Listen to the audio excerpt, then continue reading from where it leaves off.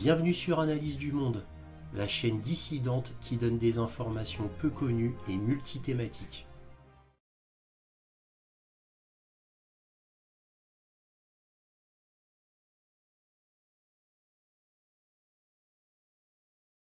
Bonjour à vous, bienvenue sur Analyse du Monde.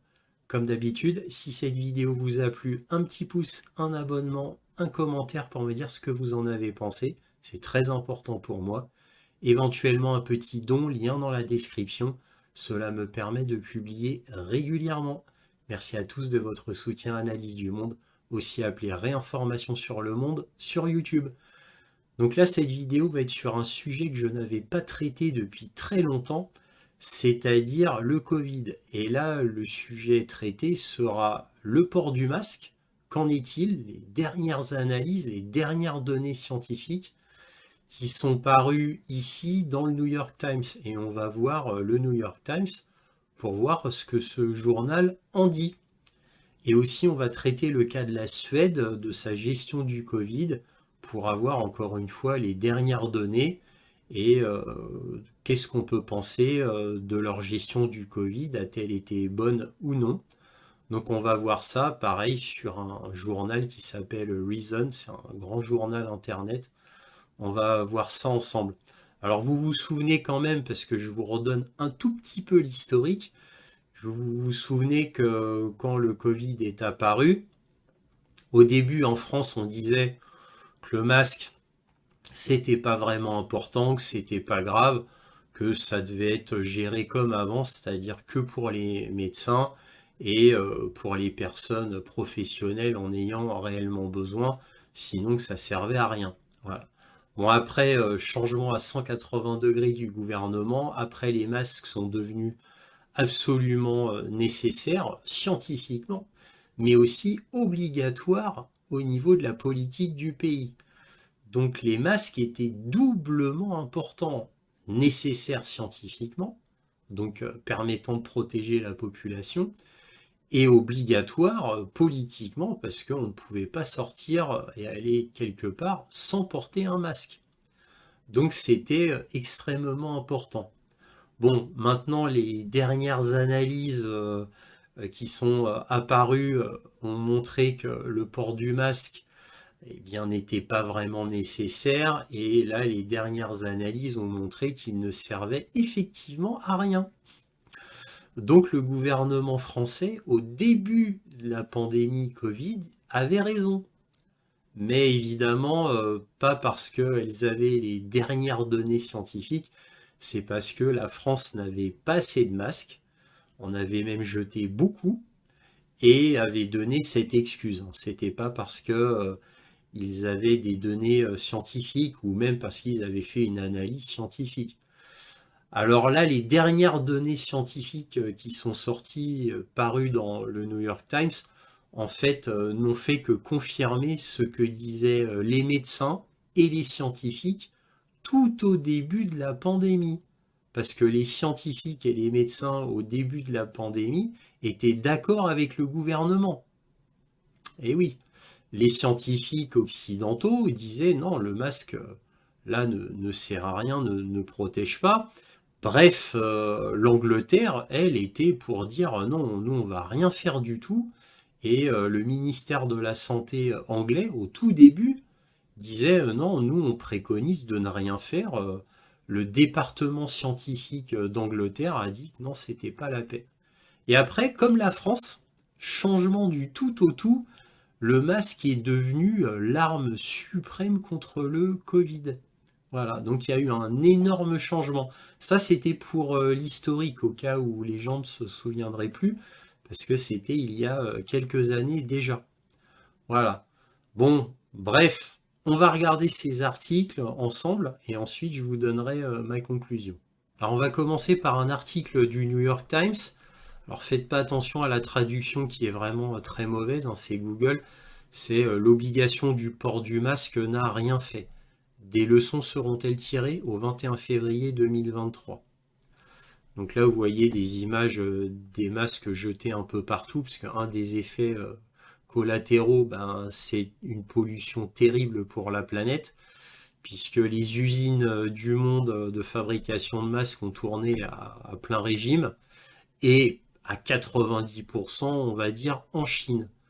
Et donc cela a causé une pollution absolument énorme en Chine et une pollution dans le monde entier, puisque évidemment les gens, beaucoup de gens jetaient les masques par terre, ce qui a fait une pollution absolument énorme. Mais bon, c'est un autre sujet.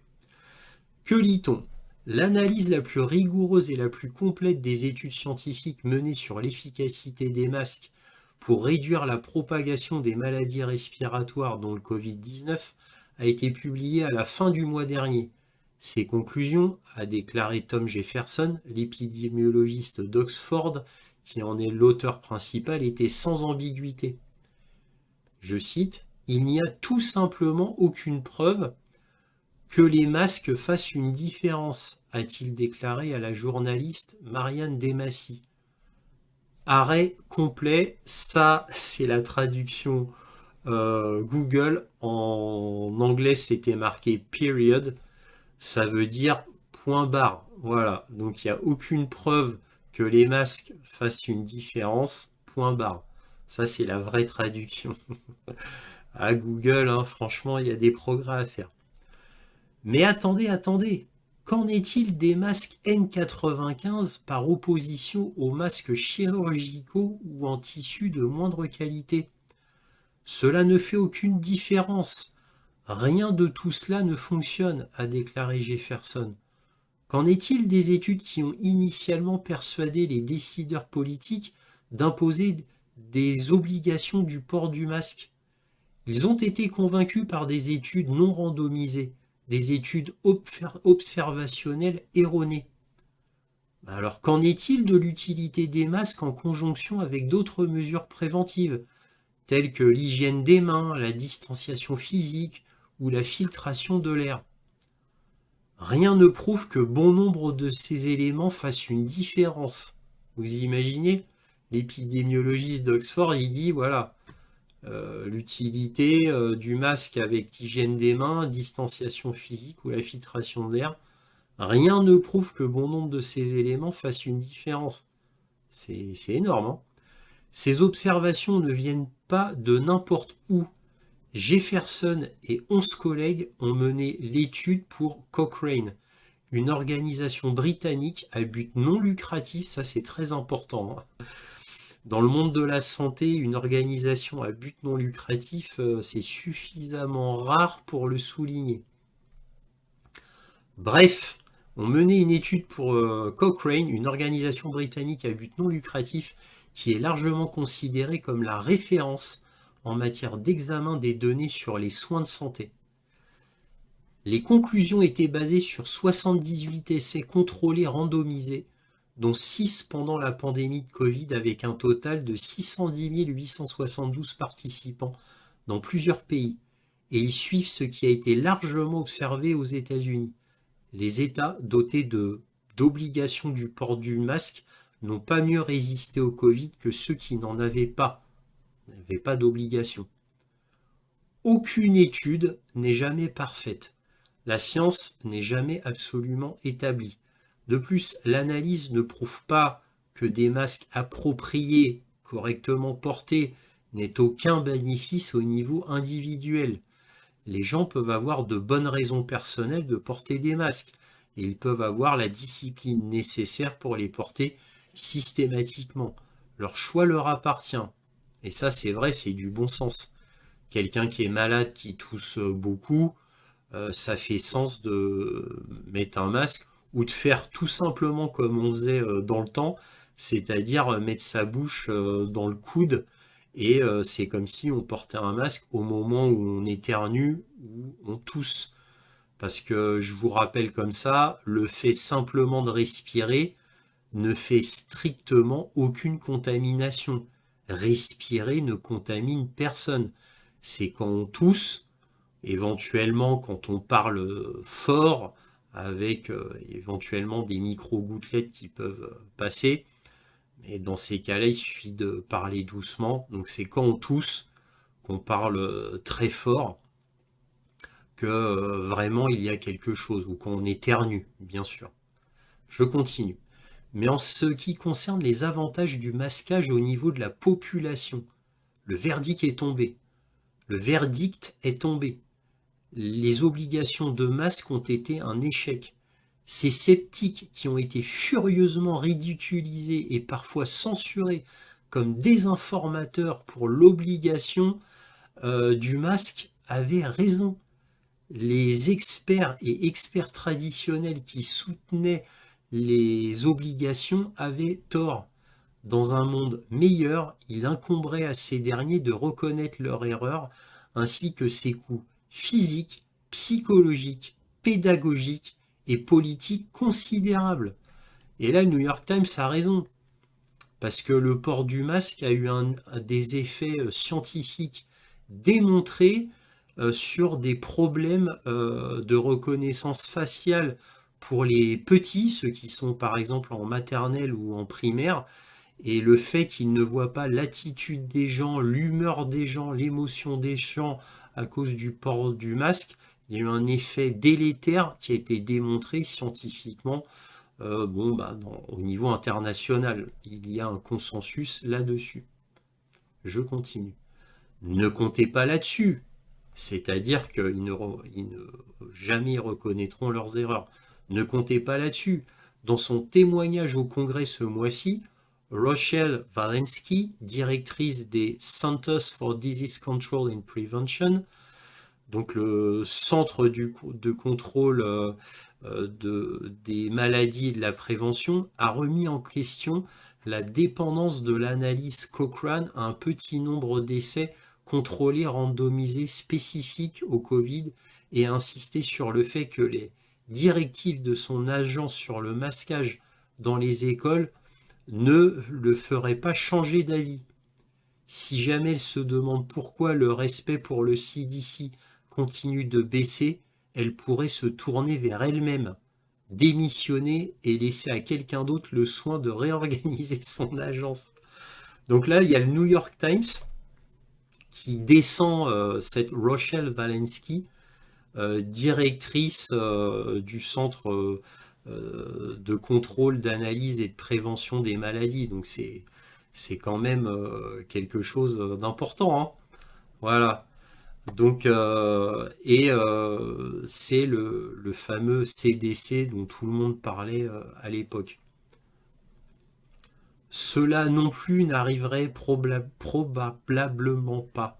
Nous ne vivons plus dans une culture dans laquelle la démission est considérée comme la voie honorable pour les fonctionnaires qui échouent dans leur travail.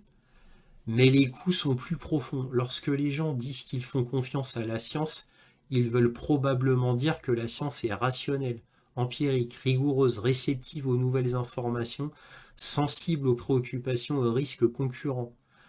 Aussi, humble, transparent, ouvert à la critique, honnête sur ce qu'il ne sait pas, prêt à admettre ses erreurs. L'adhésion de plus en plus insensée du CDC à ses directives en matière de masquage n'est rien de tout cela.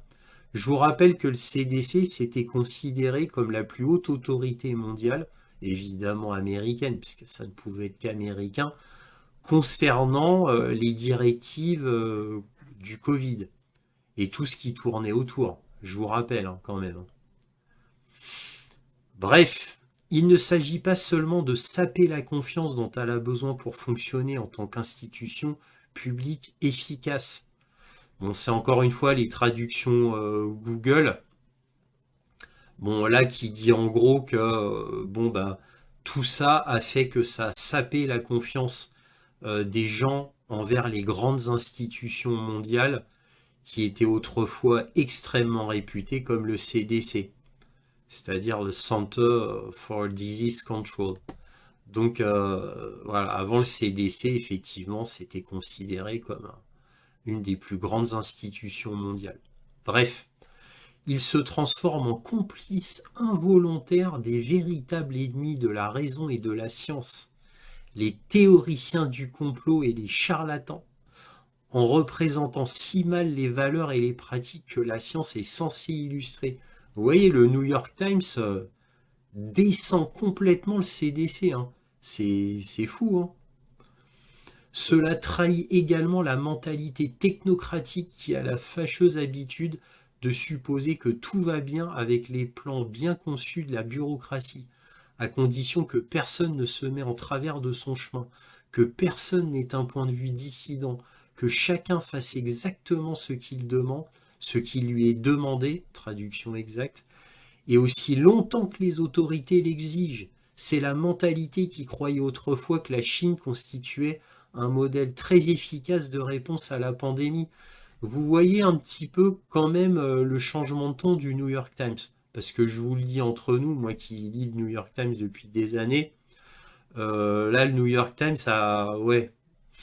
Bon là il prend la posture a posteriori avec les dernières données scientifiques de la Vierge effarouchée dans le sens ouais nous on le savait, nous on est pour la liberté d'expression, on est pour les gens qui sont en dissidence mais qui disent le vrai et tout. Mais pendant la pandémie, le New York Times, hein, il parlait pas comme ça, hein. Là, c'est le changement suite aux dernières nouvelles, hein. Donc, un peu grosse hypocrisie du New York Times. Bon, vous allez me dire, mieux vaut tard que jamais. Certes, je continue. Pourtant, il n'y a jamais eu de chance que les obligations en matière de masques aux États-Unis soient proches de 100% ou que les gens portent ou puissent porter des masques de manière à réduire de manière significative la transmission. Une partie de la raison est spécifique aux habitudes et à la culture américaine, une partie aux limites constitutionnelles du pouvoir gouvernemental, une partie à la nature humaine, une partie à des nécessités sociales et des économies concurrentes, une partie à l'évolution du virus lui-même. Mais quelle qu'en soit la raison, les obligations de masque étaient dès le départ une tâche insensée. Ils ont peut-être créé un faux sentiment de sécurité et donc la permission de reprendre une vie semi-normale. Ils n'ont presque rien fait pour faire progresser la sécurité elle-même. Le rapport Cochrane devrait être le dernier clou de ce cercueil. Il y a une dernière leçon. La dernière justification des masques est que, même s'ils se sont révélés inefficaces, ils semblaient être un moyen relativement peu coûteux et intuitivement efficace de lutter contre le virus au début de la pandémie. Mais faire quelque chose n'est pas une science. Cela n'aurait pas dû relever d'une politique publique. Et ceux qui ont eu courage de dire cela méritaient d'être écoutés et non traités avec mépris. Ils n'obtiendront peut-être jamais les excuses qu'ils méritent, mais la justification devrait suffire. Vous voyez, bon, encore une fois, je vous dis, le New York Times, il disait pas ça en 2021, hein. Mais bon, c'est bien qu'il y ait une prise de conscience sur la liberté d'expression, sur le fait que les complotistes, parce que c'est comme ça qu'ils étaient nommés, disaient en 2021, c'est bien que ces complotistes de 2021 soient enfin reconnus. Donc là, c'est pour le port du masque. Mais vous allez voir, c'est pas que ça. Voyons un autre article qui vient du NPR, donc un grand journal d'information aussi, et lui qui date de 2021. Donc là, à cette époque-là, c'était extrêmement rare de voir ça. Regardez plutôt. NPR, 9 février 2021. Les vaccins pourraient favoriser l'évolution d'un plus grand nombre de mutants du Covid-19. Alors bon, vous allez voir, ils vont mettre de l'eau dans leur vin. Les coronavirus mutants peuvent rendre les vaccins moins efficaces. Dans le même temps, les vaccins peuvent contribuer aux mutations virales. Mais il s'agit d'un processus lent qui devrait être gérable, dit un certain Richard Harris. Bon, c'est pour vous montrer que là, je fais le parallèle avec les masques. Vous voyez, déjà en 2021, pourquoi il y a eu cet article qui dit les vaccins pourraient favoriser l'évolution d'un plus grand nombre de mutations du Covid-19 ? Parce que c'est les scientifiques du monde entier le disaient, tout simplement. C'est pour ça que on en parle dans les journaux. Mais à cette époque-là, on disait, regardez, c'est typique de cette époque, hein. Ouais, bon, c'est vrai que ça rend le vaccin moins efficace, les mutations. Donc en gros, c'est... Bon, moi je vous dis ce qui a été dit à l'époque, hein. C'est comme le vaccin contre la grippe. Comme le vaccin contre la grippe bah, mute perpétuellement, en fait, au moment où on fait le vaccin et que le moment est distribué réellement dans les pharmacies et que les gens se font réellement vacciner, les scientifiques, ils disaient, quoi, beaucoup de scientifiques, pas tous évidemment, mais ceux qui étaient indépendants et qui n'étaient pas payés par le complexe pharmacologique, c'est-à-dire par les grands groupes pharmaceutiques, eh bien ces scientifiques indépendants disaient que la vaccination de la grippe, en gros, ne servait à rien parce qu'il y avait plusieurs mois en réalité entre la conception du vaccin, sa production et la prise par le patient. Donc, et comme le virus de la grippe mute tellement vite, en gros, ça servait quasiment à rien de se faire vacciner. Mais bon, donc il y a eu la même chose évidemment pour le Covid-19. Et dans le Covid-19, bah, c'est comme les masques. Donc les scientifiques, les médecins disent ah ouais, mais vous comprenez, les vaccins, ça sert pas trop puisque le Covid-19 mute tout le temps. Donc ça veut dire qu'il faut se faire vacciner en gros tous les 3 mois pour que ça fonctionne plus ou moins. Évidemment, c'est pas possible sur le long terme. Mais, mais quand même, parce qu'on est en 2021, fallait rajouter la petite phrase. Malgré que là, 9 février 2021, on n'est pas au pic de la folie Covid qu'on a connue, dans la folie liberticide, de lois, de choses comme ça contre les particuliers, on n'était pas encore au pic. Et là, quand même, fallait dire, oui, mais il s'agit d'un processus lent qui devrait être gérable. Vous notez le conditionnel. C'est-à-dire, on va quand même pousser la vaccination obligatoire pour tout le monde, mais bon, quoi, obligatoire de manière évidemment indirecte, parce que évidemment le gouvernement ne pouvait pas dire obligatoire, mais il faisait en sorte que ça devienne obligatoire, sinon on ne pouvait plus vivre. Ça, c'est la ruse de Sioux du gouvernement hein, pour rendre malgré tout le vaccin obligatoire, hein, plus ou moins. Mais ça devrait être gérable. C'est-à-dire, bon, vous inquiétez pas, on pense que ça devrait être bon, hein, on pense, hein. Mais on va le pousser en quasi-obligation dans toute la population malgré tout. Même si ça va accentuer, voilà, même si ça va accentuer les mutations. Les vaccins pourraient favoriser l'évolution d'un plus grand nombre de mutants. C'est quand même le titre de l'article. Vous voyez? Donc, faut se souvenir de tout ça. Et on va passer au dernier article, c'est Reason, qui date, lui, du 29 juillet 2023. Étude, les politiques suédoises de laisser-faire face à la pandémie ont porté leurs fruits. Le pays scandinave a subi moins de décès excessifs et beaucoup moins de dégâts économiques et sociaux que d'autres pays riches qui avaient des politiques pandémiques plus restrictives. Et c'est marrant, c'est parce que moi j'avais fait des vidéos il y a longtemps, hein, c'est toujours sur mon site Odyssée, hein, puisque mon site YouTube a été supprimé il y a 7 mois. Mais sur mon site Odyssée, toutes mes vidéos, absolument toutes sont là. Donc vous pouvez voir ce que je disais à l'époque et je parlais de la Suède, en disant que la Suède avait raison. Et même encore plus loin, quand l'Angleterre avait dit qu'il ne ferait rien, bref, à l'image de la Suède, je disais que l'Angleterre avait raison.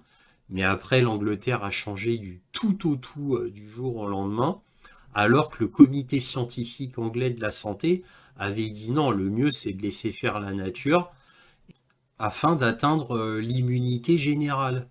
Et de mémoire, l'immunité générale dont on parlait à l'époque, c'était entre 60 et 70% de la population. Et une fois que 60 à 70% de la population avait atteint cette immunité, eh bien, ça donnait une immunité nationale qui permettait d'être protégé du virus. Et celui-ci bon, finissait par disparaître comme tous les autres virus, tout simplement. Bref, bon, il n'y a que la Suède qui est restée droite dans ses bottes et qui a continué à faire sa politique de laisser faire. Bref, que lit-on?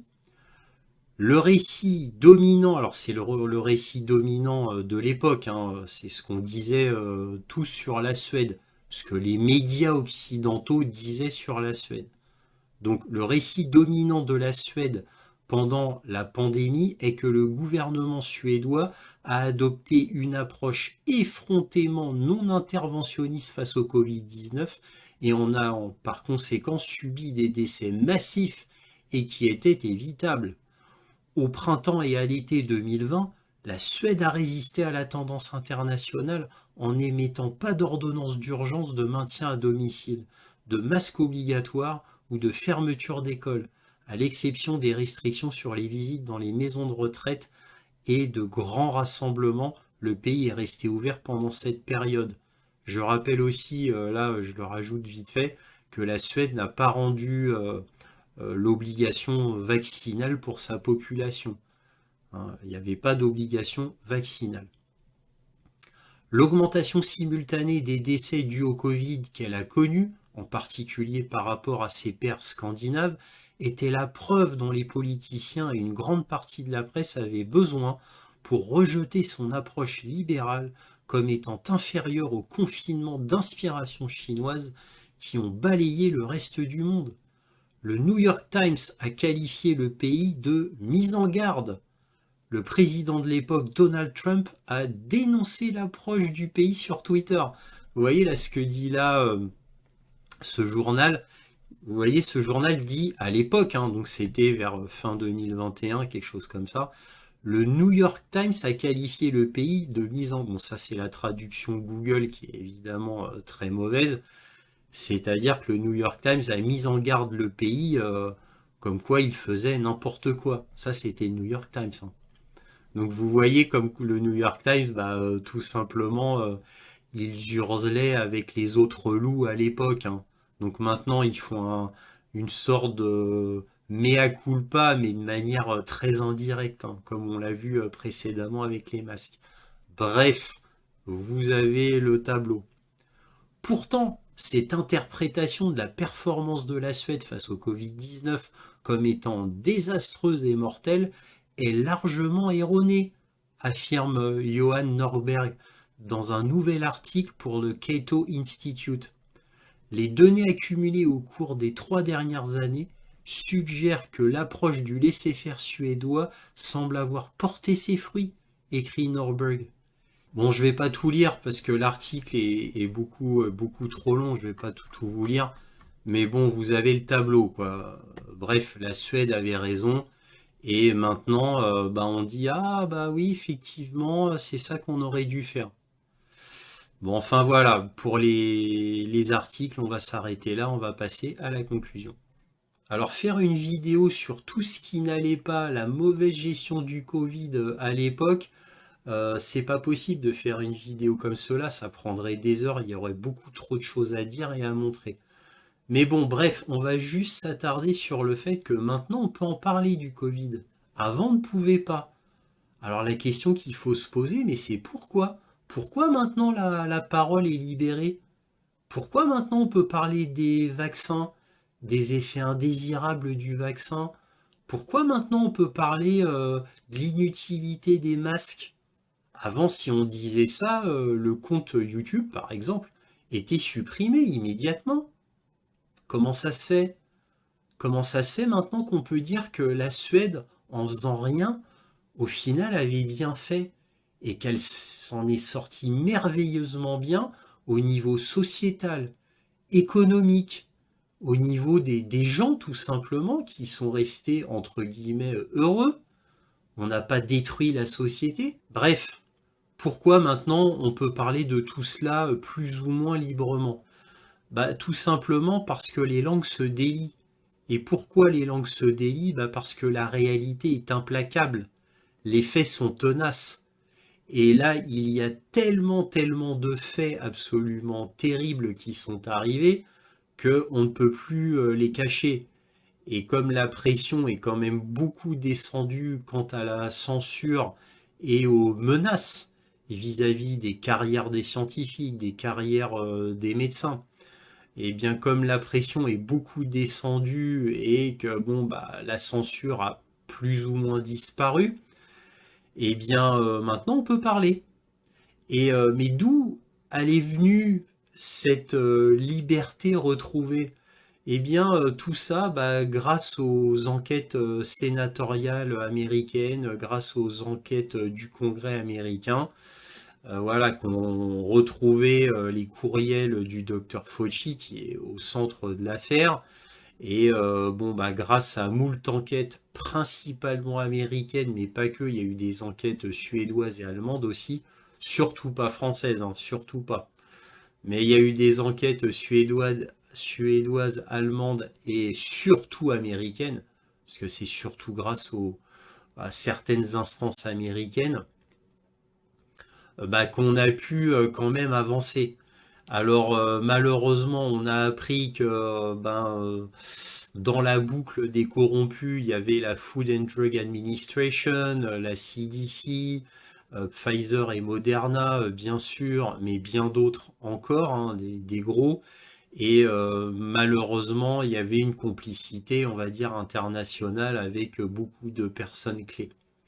Et en fait, ces histoires de corruption ou de malversation étaient tellement gigantesques, bah, évidemment, ça commençait à éclabousser. Et à partir de là, ah, ben, on s'est aperçu qu'il y avait énormément d'effets secondaires terribles. Ah, on s'aperçoit que bon, bah, les contrats d'achat Pfizer, Moderna avec Ursula von der Leyen, ah, ben, on s'aperçoit que c'était extrêmement opaque. Et plus que ça, on s'aperçoit qu'il y avait des courriels entre Ursula von der Leyen et Pfizer qui bah, montraient une corruption claire et nette. Claire et nette. Donc Ursula von der Leyen, d'ailleurs, elle est pas loin d'aller en prison. Il y a eu des derniers rebondissements, évidemment, on ne peut pas cacher ça éternellement.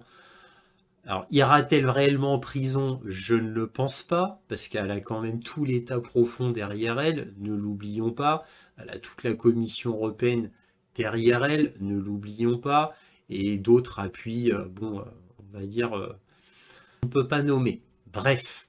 Donc, en tous les cas, voilà, tous ces scandales, parce que ça a fait quand même l'objet de scandales, hein. N'oublions pas cette députée européenne Claire Daly et ce député européen Mike Wallace. C'est cette femme et cet homme irlandais au Parlement européen qui font des vidéos virales sur YouTube bah, en dénonçant tout cela. Bon, maintenant, ils sont plutôt sur le coup de l'Ukraine, mais avant, ils parlaient de tout ce qui était vaccin et Covid. Bref, donc tous ces grands personnages, on va dire, héroïques, courageux, dont un groupe de députés européens qui sont mis ensemble afin de dénoncer cette corruption au niveau de la Commission européenne, par exemple, plus les scandales aux États-Unis concernant les groupes pharmaceutiques et le docteur Fauci, ainsi que l'administration Biden. Tout ça a fait que, bon, bah, au bout d'un moment, il y a tellement de preuves de corruption et de malversation qu'à un moment donné, ben, les langues se délient forcément. Bon, avec une pression qui a diminué au niveau de la censure, eh bien, bon, bah, les gens ont commencé à parler. Et les données ont commencé à apparaître, les données réelles. Donc voilà, c'est tout un tas de faits, de concours de circonstances qui ont fait que maintenant on peut en parler. Avant, c'était pas possible et on risquait gros. On risquait gros. Et ce fait même là de dire que l'on risquait gros en parlant du Covid, des vaccins et autres, le fait même qu'on risquait gros à l'époque montre déjà qu'on est dans une tyrannie absolue. Donc c'est déjà une preuve. Alors maintenant, comme les faits ont été révélés au grand public, cette tyrannie est obligée de s'adoucir. Mais vous inquiétez pas, elle sort par la fenêtre, elle revient par la porte, ou inversement, comme on voudra. On ne s'en sortira pas comme ça, hein. Je vous le dis tout de suite, hein. Mais bon, voilà, la vérité commence à apparaître tout doucement. Bon, j'arrête là. Si cette vidéo vous a plu, un petit pouce, un abonnement, un commentaire, éventuellement un petit don. Merci à tous de votre soutien Analyse du Monde, aussi appelé Réinformation sur le monde sur YouTube, et toujours, soyez curieux.